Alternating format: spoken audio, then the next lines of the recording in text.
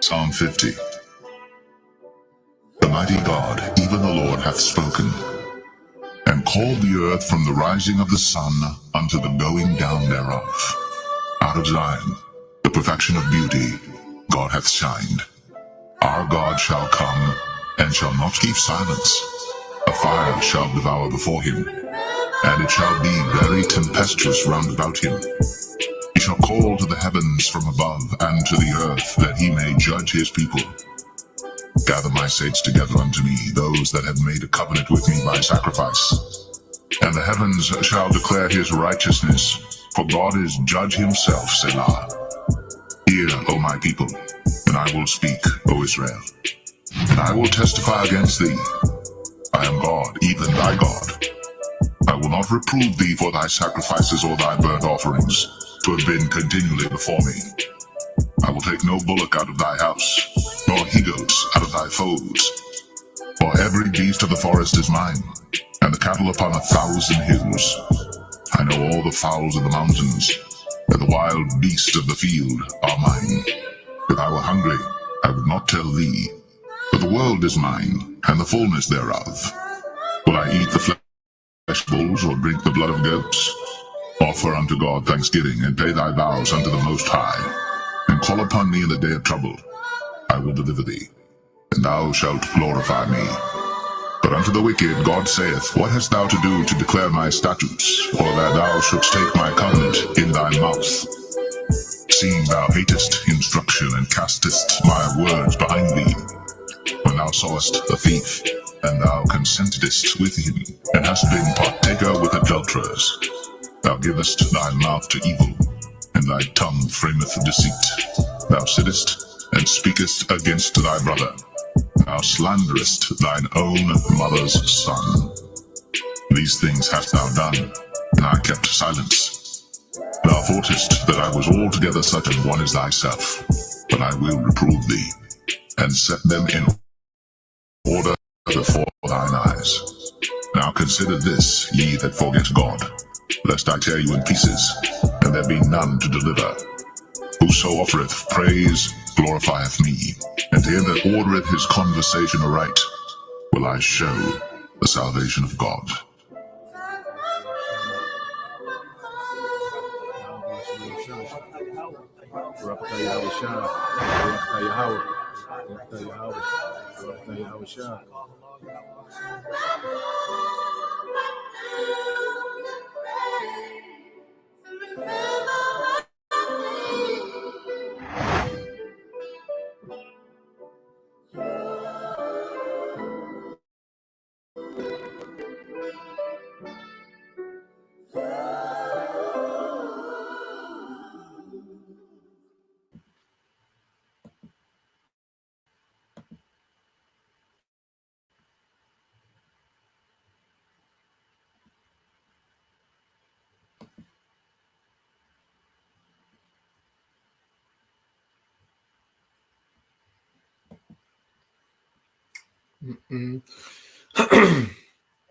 All right, Shalom. First and foremost, I'd like to give all praise and glory unto Yahweh, Bahashem, Yahushua, Bahashem, Kakodash, and double honors unto the apostles and the elders of GMS who rule well, teach well, being great examples to our younger brothers. And peace and blessings, salutations. Hopefully, they got there pushing his word in truth and in sincerity across the four winds. In the name of Yahweh, Bahashem, Yahushua, pushing to get up out of here. Shalom to the hopeful elect, the believers, the listeners whom have came back to the obedience of the scriptures through faith in Yahweh Bashim Al-Shai. All right, and what I want to get into, all right, this afternoon, okay, is dealing with the blessed family, okay, Israel, the aristocrats, because we hear this term, aristocrats, and you wonder what it means. Well, we'll go into it, all right, and well, we have to understand, that Esau, one of the main things that he destroyed, okay, amongst our people, especially the southern kingdom, all right, is 144. All right, 144. Okay. And we're gonna get into that, man, going into the aristocrats. But one thing that Esau Edom did, with our people, that devastated us the most is he destroyed, family, and Esau made it as if it was a light thing, okay, when it came to the family order, okay, and pretty much it's the curses, how the husband will have an evil eye, towards the wife will have an evil eye towards the husband and the children, okay, because at the core of any empire is families, okay. That's why you watch, any movie, or a time period, okay, you will have the king, and then you will have these particular families, okay, that would pretty much, be in the courts of the king, okay, and you will see those families making moves, all right, and it wasn't making moves to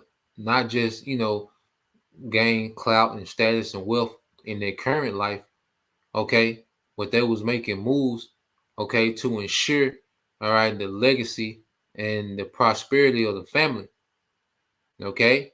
Your family name was extremely important, okay. Well, we in the society now, well, Israel, all right, we as a people, as we pretty much exist as individuals.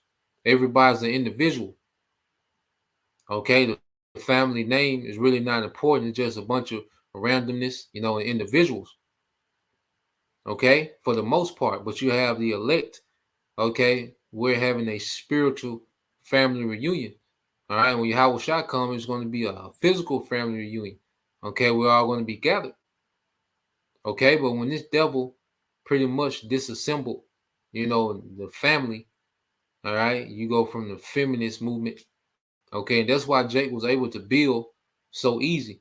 Black Wall Street was one of many. There's about 10, I believe it's about 10 cities or more that Esau, put underwater because they was thriving, they was thriving communities of Jake. Okay, they was thriving communities for Jake. Let me see, Black. See if we can find Black. Yep, I think it's a video. Yep, we watched it.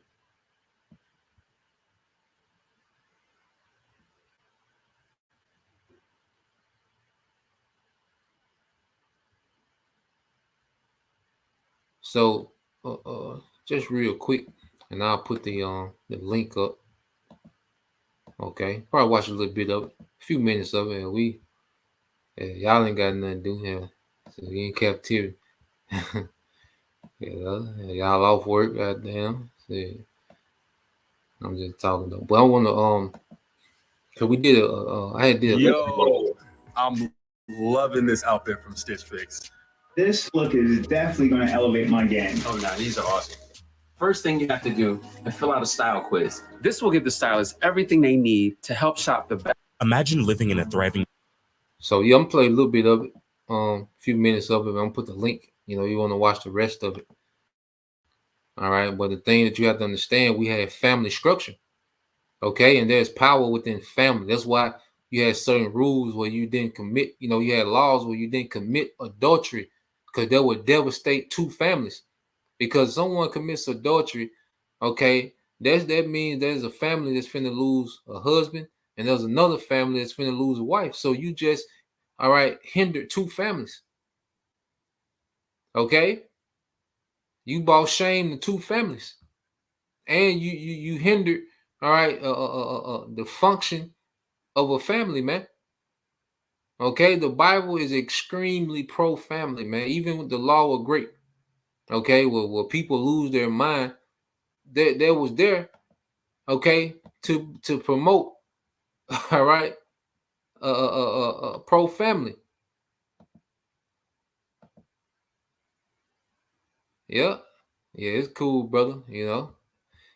We'll be free one of these days, brother. But that's the link to the video I'm about to play. I'm gonna play a little bit of it, but it's just gonna show you how Esau, he was putting, those Jake communities that was thriving on the ground. And the community is what? A body of families. Okay? And it was a body of families from the same nation. These were Israelites. These were Jakes. Okay. Black community.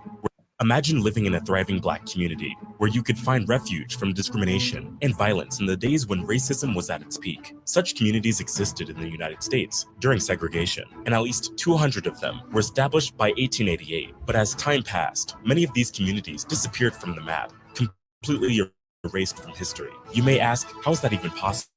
Why were these towns deliberately hidden and erased? And what can we learn from this dark and troubling part of American history? In this video, we will reveal some of the major Black towns now hidden underwater or transformed into something else, and their Black inhabitants displaced.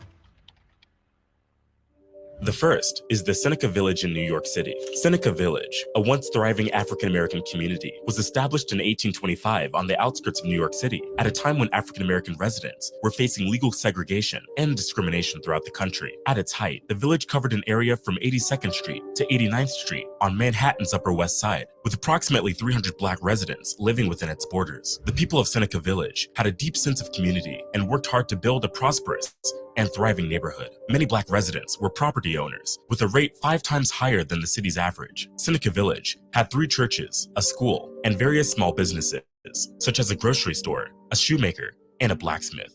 However, the residents of Seneca Village faced many challenges, including discriminatory laws that restricted their freedoms and opportunities. As the city of New York began to expand and urbanization took hold, many wealthy New Yorkers sought to improve the area by creating a large park, which is now known as Central Park. In 1855, the New York State Legislature passed the Act to lay out a public park in the city of New York, which authorized using the eminent domain to seize land to create Central Park. The residents of Seneca Village were accused of being a public nuisance and were forced to leave their homes to make way for the park's construction. The community was disbanded by 1857, and the residents were forced to relocate somewhere else, mainly to Manhattan's Lower East Side. The erasure of Seneca Village is one of many examples of systemic racism and forced displacement of Black communities throughout American history. The people of Seneca Village had built a thriving and prosperous community against all odds, only to be pushed aside by the government and the wealthy elite. The loss of Seneca Village was a traumatic event for the African-American residents who were forced to leave their homes and businesses behind. Today, the only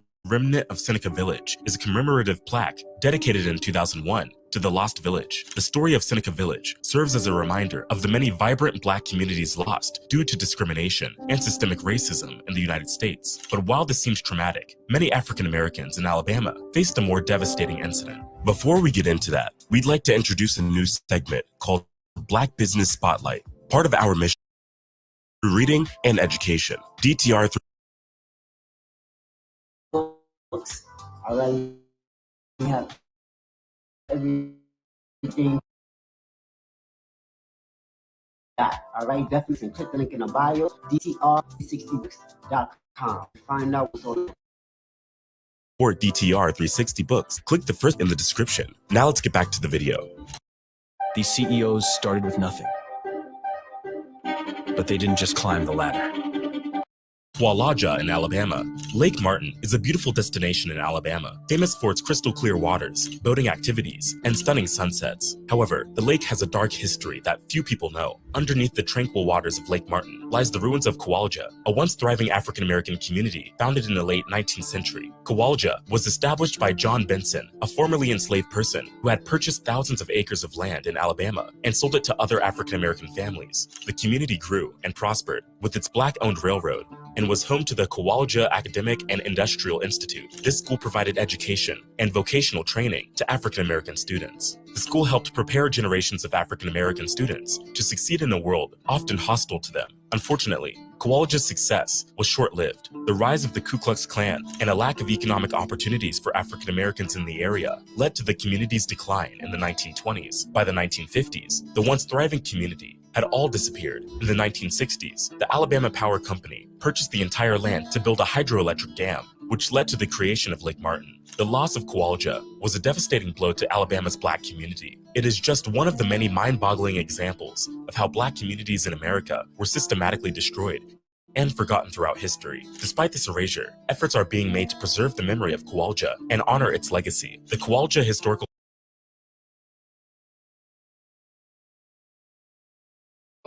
Yeah, that's the link, to the rest of it. It's about 11 more minutes.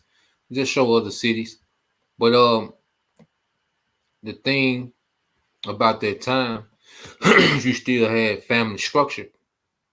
Okay, you still had family structure. And remember, the Israelite man, all right, and the Israelite woman are the smartest, okay, most ingenuitive people on earth.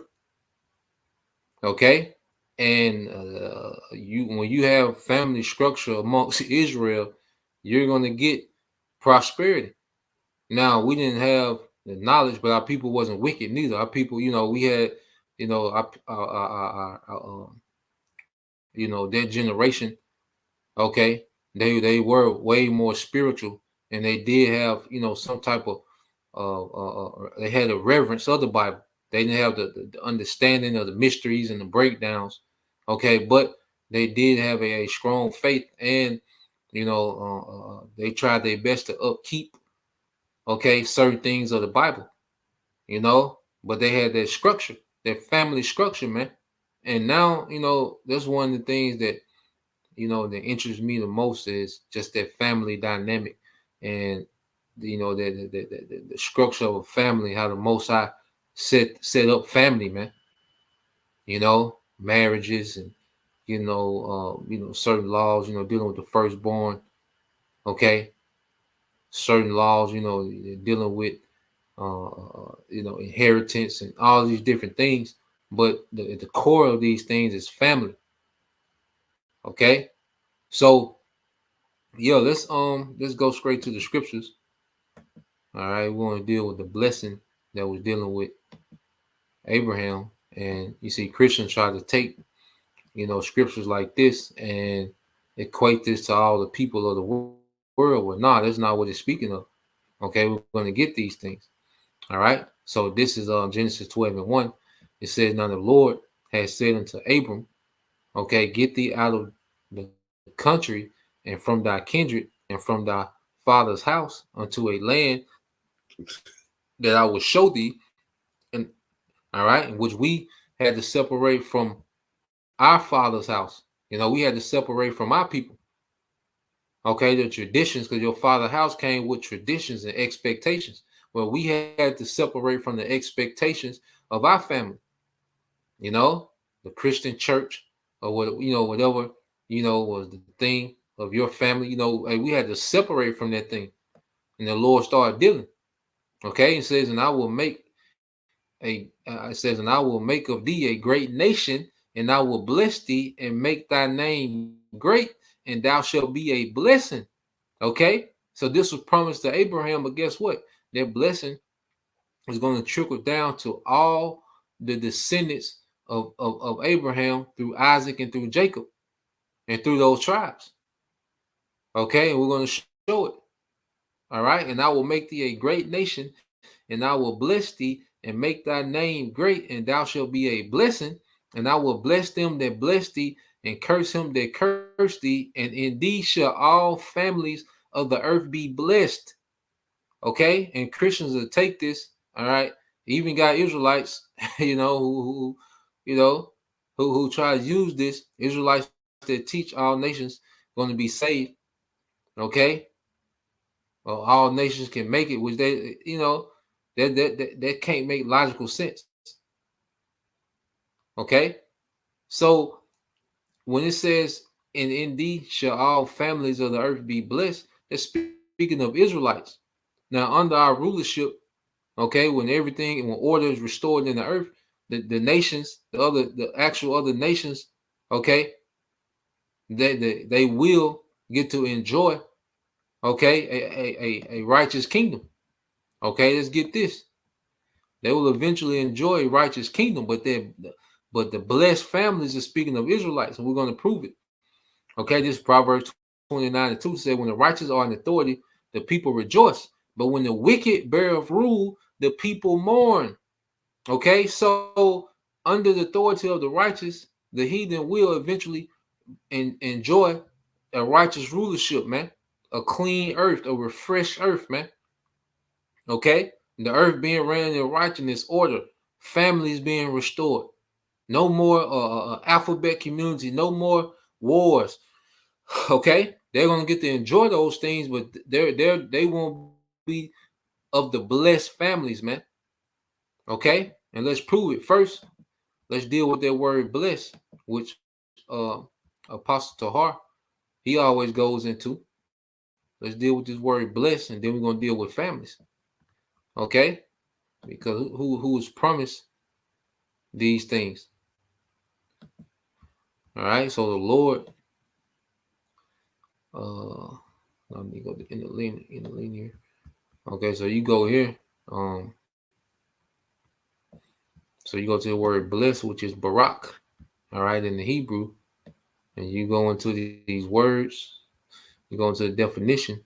It says blessed to kneel, to kneel. Okay, to be blessed is mean you have people kneeling unto you. All right, to praise, to salute. Okay, and who was that promised to? Okay, let's go here.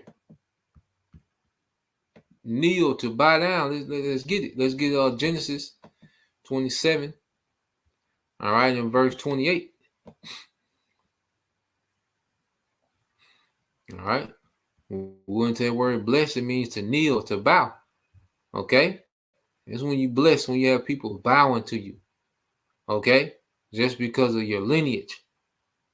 All right. This is Genesis 27 and 27. It says he came near and kissed him, and he smelled the smell of his raiment and blessed him. All right. And said, see, the smell of my son is as the smell of the field which the Lord have blessed, which is the earth. Therefore, the Most High give thee the dew of heaven and the fatness of earth and plenty of corn and wine, and that's possession of the whole earth, which was given to Abraham, passed down to Isaac, and then unto Jacob.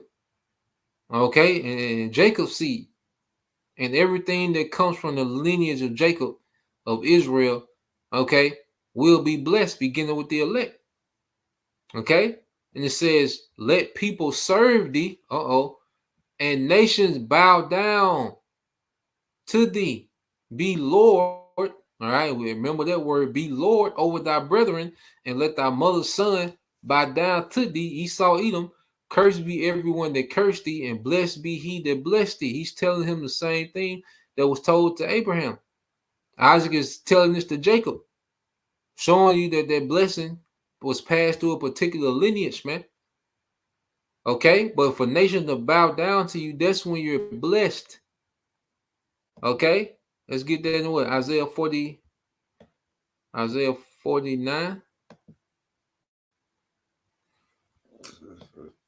believe it.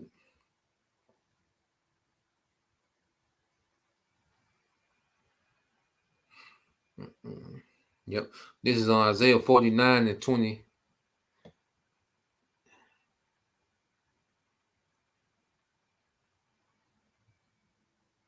Start at 23. And it says, and kings, okay, shall be thy nursing fathers, and their queens, and this is the nobilities of the nations, thy nursing mothers. All right, because when we enslave these heathens, the ruling families, because all these nations, all right, Edomites, okay, because right now the earth is being ran by banking families, okay, your Rothschilds, your DuPonts, your Rockefellers, Oppenheimer, these different, elite families, okay. So these heathens have they're noble, they're aristocrat families, okay. Moab, they got different, different ruling families, man. Elam, there's ruling families amongst all these nations. Okay, they go way back. Okay, it says, they shall bow down, going to be blessed, to thee with their face towards the earth, and lick up the dust of thy feet. Now, this is not going to be no, okay, freaky deaky, where they're going to be actually licking our feet. Okay, there's just a symbolic talk for that they're going to be in complete subjection, man. They're going to be bowing down low. They're going to be so low, their face is going to be to the earth, man. To where if they stuck their tongue out, that they would taste the dust, man. Okay, that's how low they're going to be in their posture when they reverence Israelites in the kingdom. Okay, which is going to fulfill us being those blessed families, man. Okay, it says, and thou shalt know that I'm the Lord, Yahweh Shema Shah, for they shall not be ashamed or disappointed that wait for me. And when we're in that condition, when we're in that state, okay, when we're in our rulership, man, we're gonna understand. Cause look at where we finna come from. The brother, but young, they got my brother hostage, okay, at work. But it's gonna come a time, all right, where he's gonna have, okay, thousands, millions of people bowing to him, man. Okay, and only thing that's gonna be able to come across our mind is, how that he is. The only way that we gonna get from where we at now, the predicaments that we in now, to what we're reading about is because he is.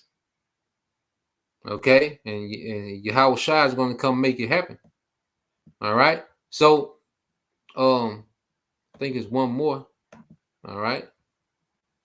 Show you, who those families is gonna be blessed. Okay, it's only promised to one people. All right, this is Isaiah 60. Okay, just straight to the point. This Isaiah 60 and 14. It says, the sons also of them that afflicted thee shall come bending, okay, and bowing unto thee, and all they that despise thee shall bow themselves down at the soles of thy feet, and they shall call thee the city of the Lord, Yahweh Shema Shai, the Zion of the Holy One of Israel. So we keep seeing the same thing, okay, throughout prophecy, man, throughout the scriptures, it's the same thing. There's a promise that these nations, okay, are going to bow to Israel, okay, which is letting you know those families that it's speaking of in Genesis the 12th chapter. Okay, I think it's it might be one more. Let me see. Let's start with another. It might be one more in Isaiah. Isaiah, it's a heavy book. It covers a lot about post war and what's going to be going on in the kingdom.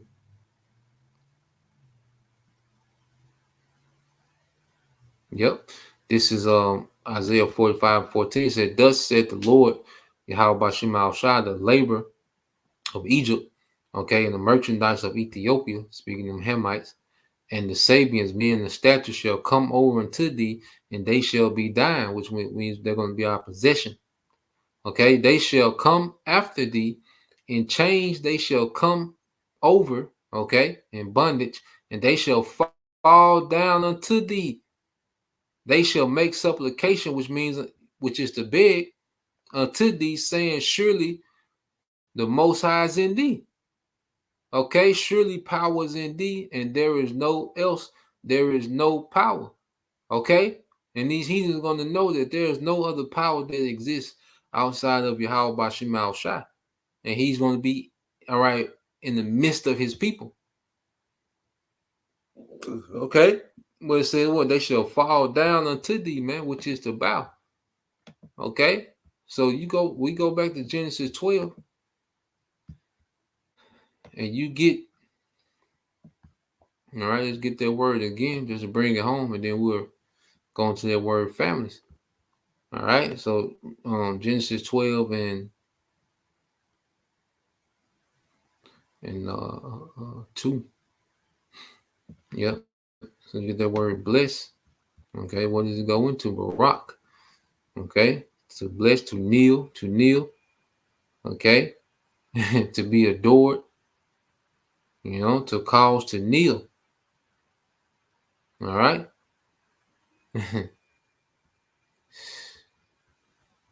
So there's only promise to one nation, there's Israel.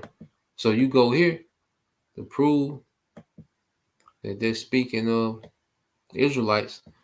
When you go read verse 3, and it says, The Genesis 12:3 says, and I will bless them that bless thee, and curse them that curse thee, and in thee shall all families of the earth be blessed. And in thee shall all families of the earth be blessed. Okay, so you go into this word, all right, families, all right, which is in the Hebrew, Masha, Mashapach, all right, Mashapach, all right, which goes into a clan, a family, a tribe, okay? And you go here, it says aristocrats, okay, aristocrats. Now, let's get this word aristocrats and let's see what that describes, and we're going to get how we as a people are the Lord, set us up to be aristocrats.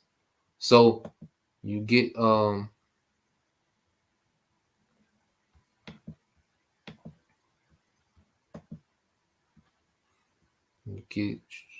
with the definition for aristocrat. All right, you go into it.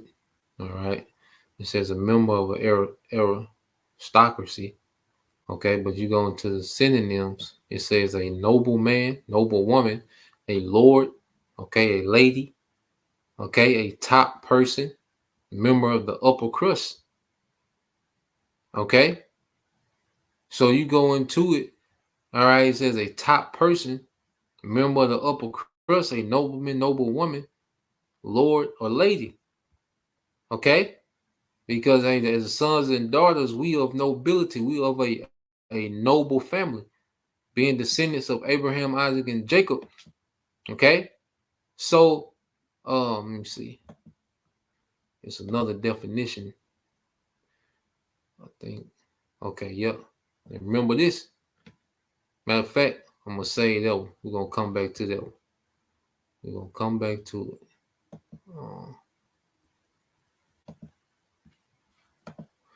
We're gonna come back to that one.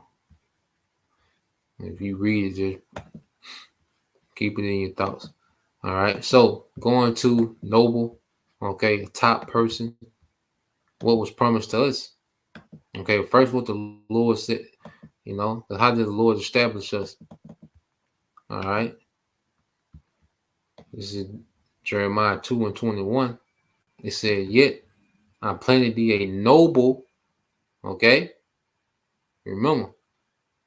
Or you can put the word aristocrat or aristocratic vine. Okay? We was that family that will benefit off the blessing that was given to Abraham. Okay, say, yet I had planted thee a noble vine, holy, a right seed, showing you that seed is dealing with what? A lineage. Okay, we're nobles based off our lineage. How then art thou turned into a degenerate plant of a strange vine unto me? Okay, and even like I say, we just went. Okay, you going into the early 1900s when our people still had family structure. Okay, and you fast forward to this time, families have changed a lot to where really families don't even exist.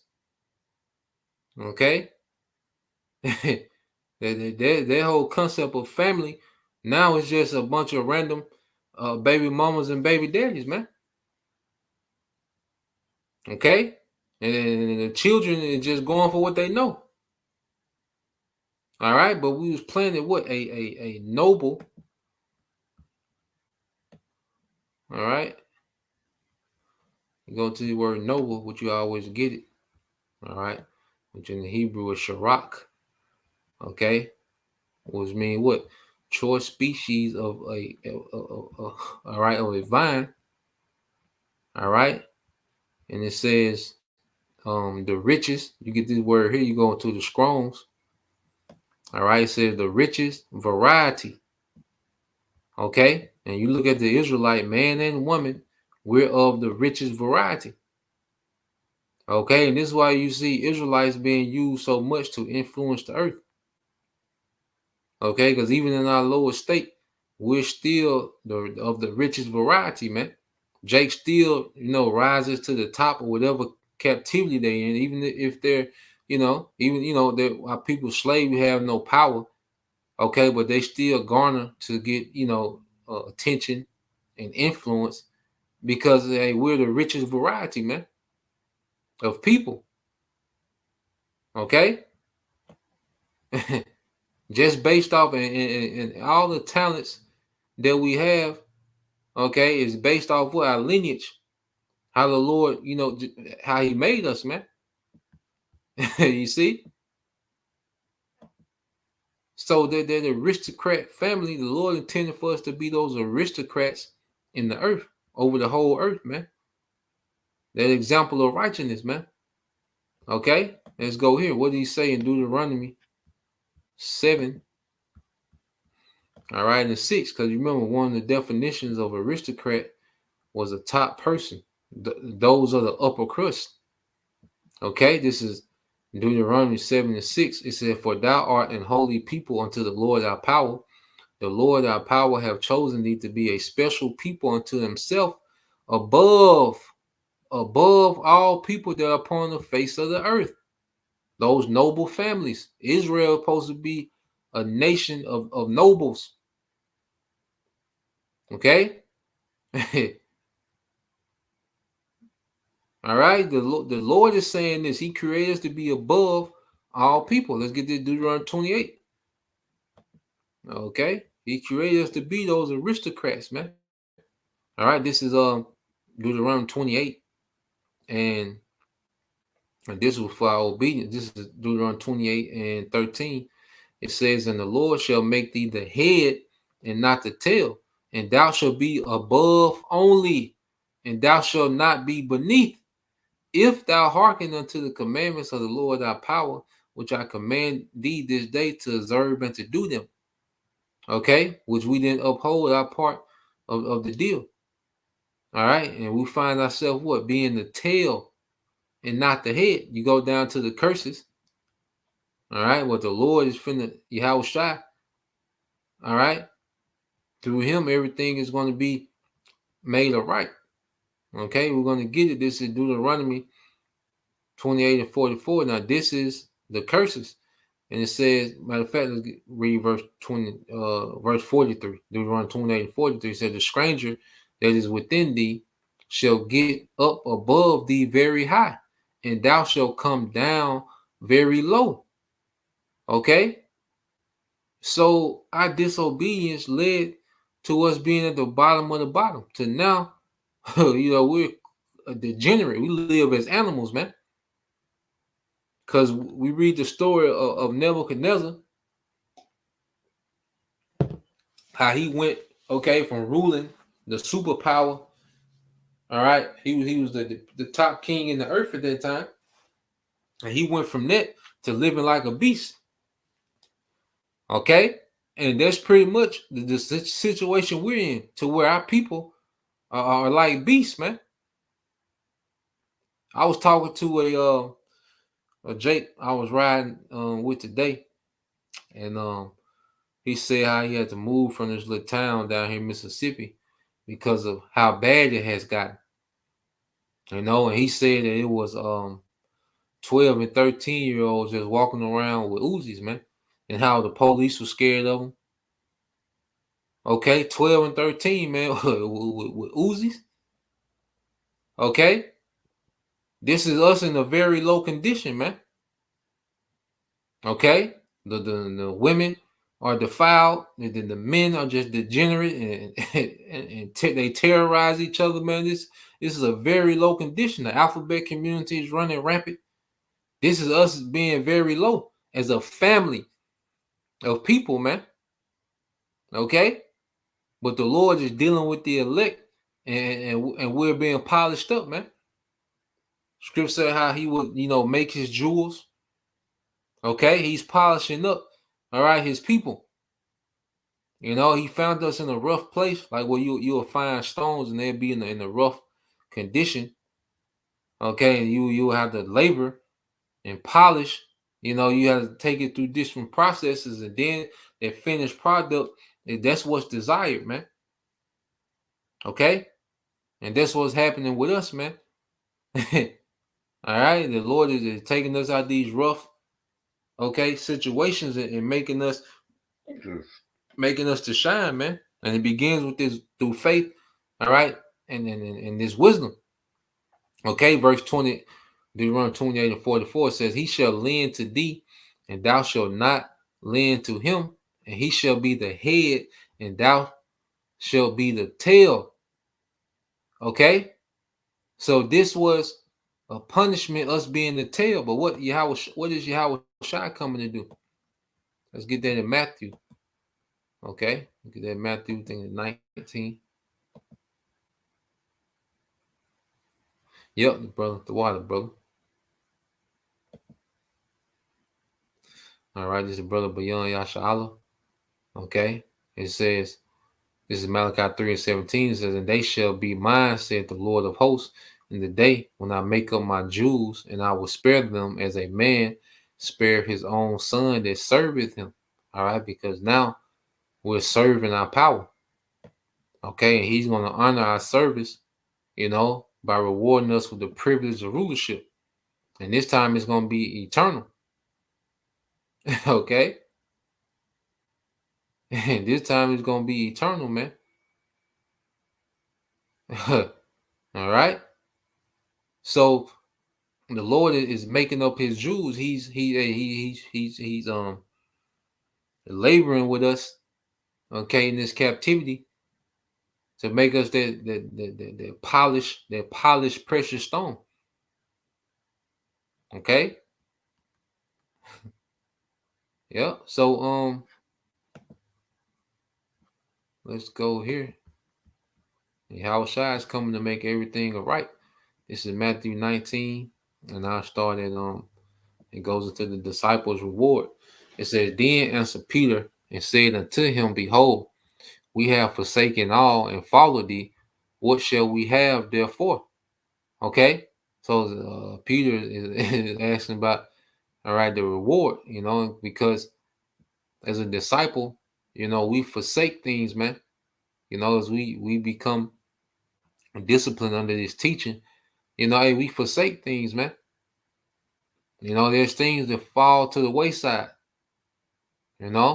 on our quest for rulership, man. Well, first was salvation, then rulership. So Yahweh Shai answers and says, And Yahweh Shai said unto them, Verily I say unto you, that ye which have followed me in the regeneration, when the Son of Man, okay, shall sit in the throne of his glory, okay, and we in that last reincarnation. Because all the disciples, the believers, the whole church, eventually died off. Okay, but Lord will, we of that number, we're back. Okay, everyone in their lot. Okay, it says, When the Son of Man shall sit in the throne of his glory, ye shall sit upon 12 thrones, judging the 12 tribes of Israel, which he was letting them know, all right, that they was going to have those top thrones. But guess what? We're going to be a nation of kings and priests. Okay, and it's going to be an order. Each Israelite man, okay, is going to be an extension of the throne of Yahweh Shai. Okay? And then every family of Israel, okay, is going to be blessed, which means these nations are going to bow, which means that, we're going to have that authority. Remember, Yahweh Shai said he's coming back to give us what? Power over the nations. All right? So when in the kingdom, every child, all right, that we have, okay, is going to be born into that blessing. Okay, but even amongst Israel, there's going to be ranked. All right, amongst the aristocrats, all right, amongst the families of Israelites, there's going to be rank and order. Okay, and let's prove that when you go to 1 Corinthians 15. Okay, because remember, the firstborn, okay, he will get, okay, the biggest portion of the inheritance from the father. Okay, and what Yahweh Shai is coming to do, he's coming to distribute that inheritance, okay, amongst his brethren, okay, amongst his family, okay. Because you will have multiple families. Let's say you will have, it was 20 families of Judites. Well, you will have, a chief, a head man that will be the head over all those families, which means he would, when he would go, okay, amongst, the elders, okay, of a particular region, he would speak on behalf of all those families.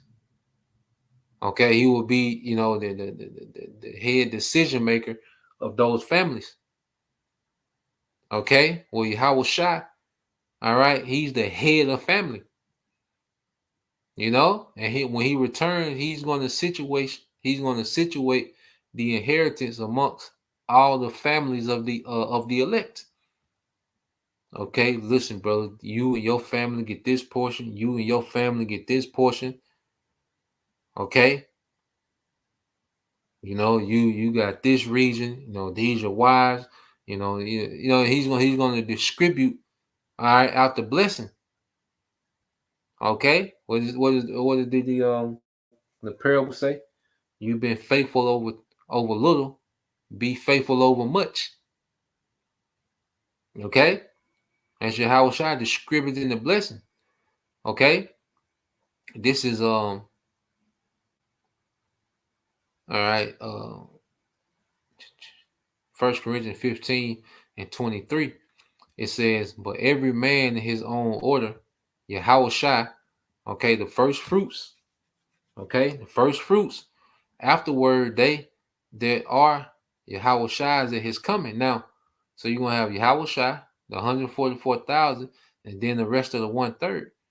Now, when you go into this word, first fruits,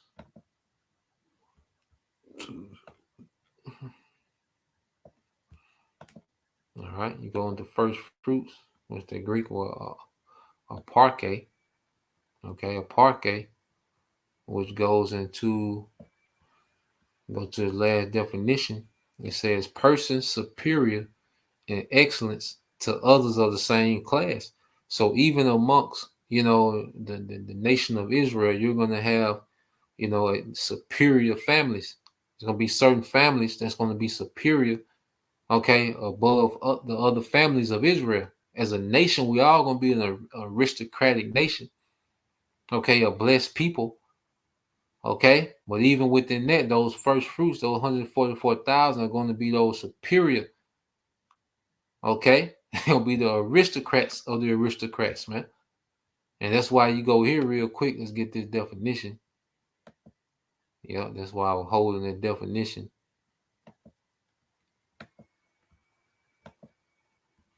You go here to aristocrat.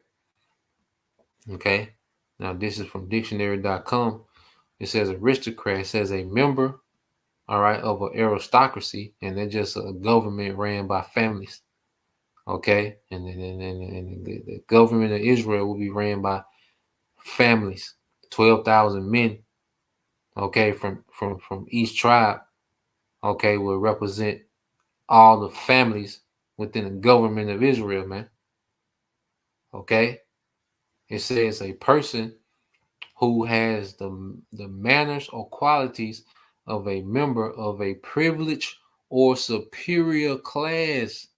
And in the kingdom, all Israel is going to be privileged, and we're going to be superior to all the other nations. But even within Israel, there's going to be superior families amongst that. Okay, this was being established.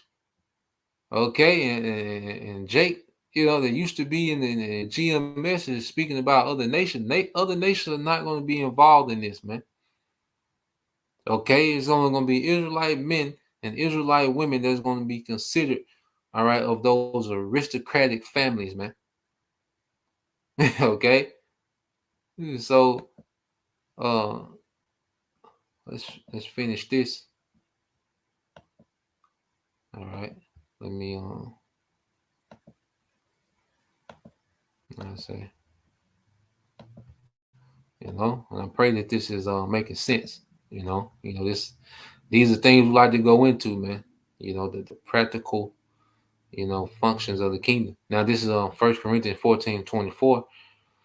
Well, I read 23 again. Reading 2, it says, but every man in his own order, Yahweh Shai, the first fruits, 144,000. All right. Afterward, they that are Yahweh Shai's at his coming. All right. The rest of the 1/3. Okay. The elect.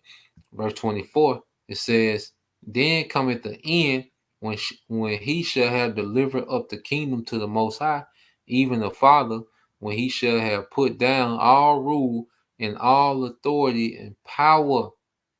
Okay. And that's what Yahweh Shai is coming to do, to conquer the earth in righteousness and put down all rule and authority of the heathen.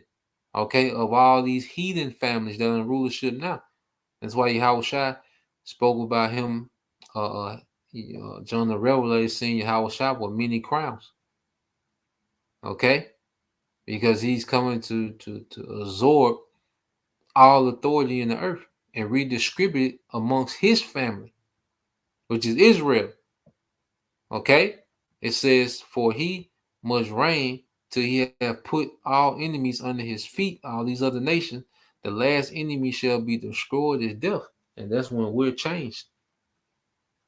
Okay, because this is going to be an immortal. Because see, you look into these families, you watch these movies, Game of Thrones, they're scrambling. You have the heads of the house, trying to scramble to put things in order because they knew eventually they was going to die. So it was always urgent to make these particular decisions to position, the family, all right, to be in the best position in the long run. Okay, in the kingdom, we're going to have immortality, man. Okay, we just going to be, So, yeah, I think the point been made. Lord will, all right, you brothers, and all right, you sister was edified, man. And we're becoming nobles, and that's why is a different. We live by a different standard now. The world look at it as strict, but nah, we nobles. As men, we can't just, like what scripture tell us as men not to deal with light women. Because we're becoming nobles, man. Okay, and brothers have to understand, hey, every day we're in this truth, man. Your seed is becoming more and more valuable, man. Every day that we get closer to Yahweh, our seed as men is becoming more and more valuable, man. And you don't just put that seed anywhere. Okay, as women, you're daughters of Zion, man. You're noble daughters, man. Okay. You don't just link yourself to anything. Now, if you in, a situation, it is what it is. You just gotta have patience. It's part of your fight. But if you don't have anyone, you don't just link yourself to anything, man. Okay, you have to carry yourself as of a noble class, man. Okay, so yeah, just want to put that out there, man. Lord will, you brothers. All right, then you sisters edified once again. Gonna give all praise and glory unto Yahweh, Bahashem, Yahweh Shai, Bahashem, Kakadash, and double honors unto the apostles and the elders of GMS who rule well, teach well, being great examples to his younger brothers, and peace and blessings, salutations to the hopeful elect Shalom.